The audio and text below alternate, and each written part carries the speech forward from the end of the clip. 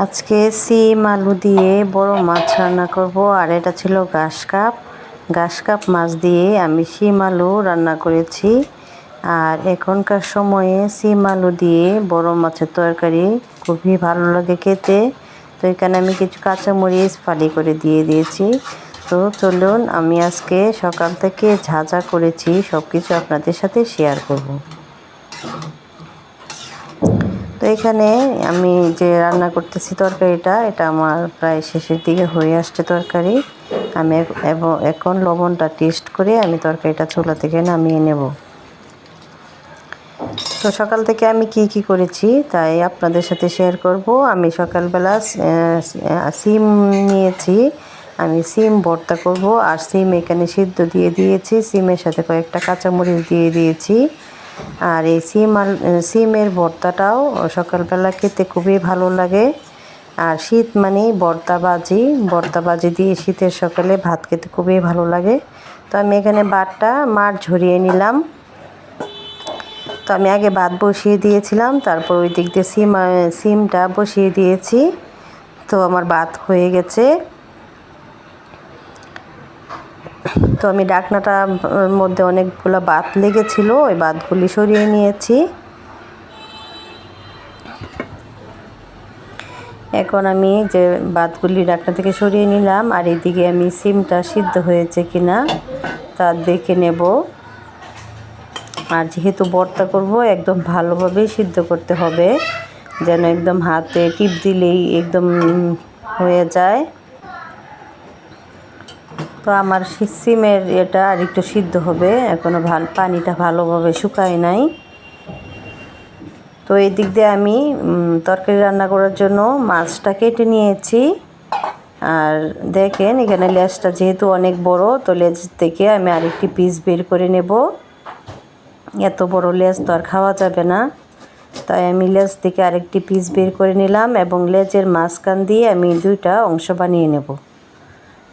মাছটা ছিল অনেক বড়, তাই লেজটাও অনেক চওড়া, তাই আমি লেজটা কেটে দুইটা টুকরো করে নিলাম। তো এখানে অনেক বড় একটি মাছ, আর দেখেন মাছের অনেকগুলি পিস নিয়েছি। আমি সবগুলোই রান্না করব না, এখান থেকে কিছু রান্না করব আর কিছু রেখে দেব। তো এদিকে আমার সিমের পানিটা একদম শুকিয়ে গিয়েছে। তো আমি চুলা থেকে সিম আর কাঁচামরিচ নামিয়ে নিলাম। এখন যে ভাত আমি মার ঢেলে রেখেছি ওই ভাতগুলো ছেঁকে নেব, যেন একদম পাতিলের নিচে ভেজা ভেজা না থাকে। এভাবে যদি মার কোলার পরে আপনি এভাবে যদি ভাতটা একটু ছেঁকে নেন, তারপর দেখবেন ভাতটা একদম নিচে একদম ঝরঝরা হবে। নিচে যে একটা পানসে ভাব ওটা থাকবে না। আর আমি একটা যে কাঠির দ্বারায় ওই ভাতগুলা ভালোভাবে উল্টে পাল্টে দিচ্ছি। তো অনেক সুন্দরভাবেই আমার ভাত হয়ে গেছে।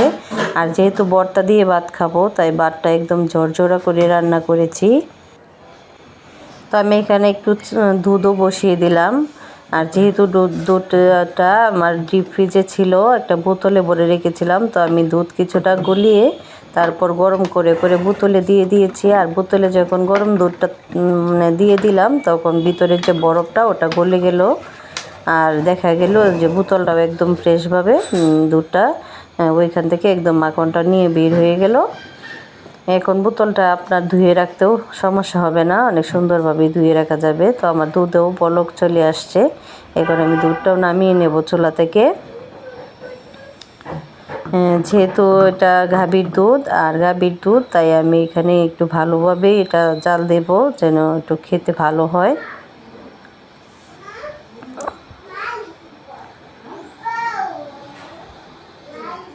তো আমার চুলা থেকে দুধ নামিয়ে আমি একটি কড়াই বসিয়ে দিলাম। আর কড়াইয়ে পরিমাণ মতো তেল আর একটি পেঁয়াজ কুচিয়ে দিয়ে দিলাম।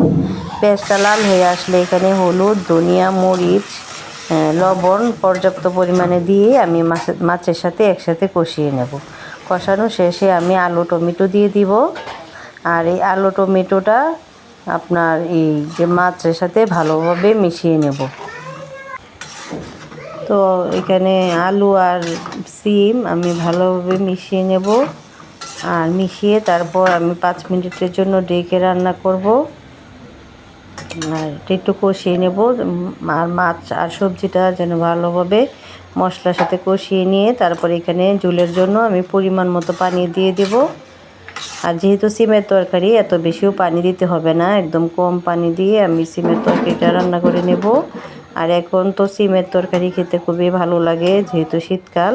তো আর এইদিকে যে আমি সিম সিদ্ধ দিয়েছিলাম, এই সিম আমি ভালোভাবে চিপে নামিয়ে নিলাম। আর এখানে পেঁয়াজ কুচি করেছি, পরিমাণ মতো লবণ দিয়ে আমি পেঁয়াজ আর যে মরিচগুলা ভালোভাবে চটকিয়ে নেব। আর পেঁয়াজ মরিচটা ভালোভাবে চটকিয়ে তারপর আমি এখানে সিম ভর্তাটা বানাবো। আর আমার ভিডিও যারা দেখছেন তাদের কেমন লেগেছে অবশ্যই কমেন্টস করে জানাবেন এবং লাইক করবেন, আমাকে সাপোর্ট করবেন, আমার পাশে থাকবেন। আপনাদের জন্য আমার অনেক ভালোবাসা দোয়া ও শুভকামনা রইল। সবাই আমার জন্য দোয়া করবেন। আর এই যে ভর্তার মধ্যে সামান্য সরিষার তেল দিয়ে দিলাম। সবাই ভালো থাকবেন, সুস্থ থাকবেন। আল্লাহ হাফেজ।